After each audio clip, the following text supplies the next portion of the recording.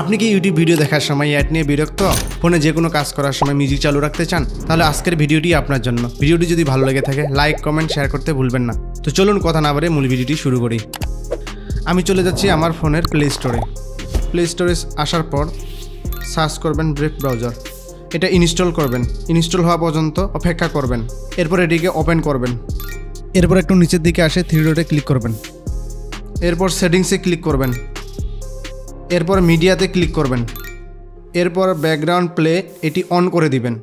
আমার ফোনে এটা ডিফল্টভাবে অন করা আছে। আপনাদের ফোনে যদি ডিফল্টভাবে অন করা না থাকে সেক্ষেত্রে আপনারা অন করে দিবেন। এটা সুবিধাটা একটু বলি। আপনি যখন মেসেঞ্জার বা হোয়াটসঅ্যাপ চালাবেন তখন ইউটিউব ভিডিও যে চালু রাখবেন সেটা ডিফল্টভাবে চলতেই থাকবে। এরপর এখান থেকে একটু ব্যাক হয়ে আসবেন। এরপর সার্চ বক্সে গিয়ে সার্চ করবেন ইউটিউব।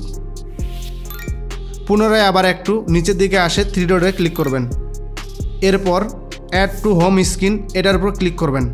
এরপর অ্যাড করবেন, অ্যাড অটোমেটিক্যালি। এরপর যে কোনো একটি মিউজিক সার্চ করবেন। এরপর একটি ভিডিও ওপেন করবেন।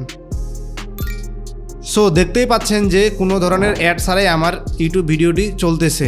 তো এই ছিল আজকের ভিডিওটি। ভিডিওটি যদি ভালো লেগে থাকে লাইক, কমেন্ট, শেয়ার করতে ভুলবেন না।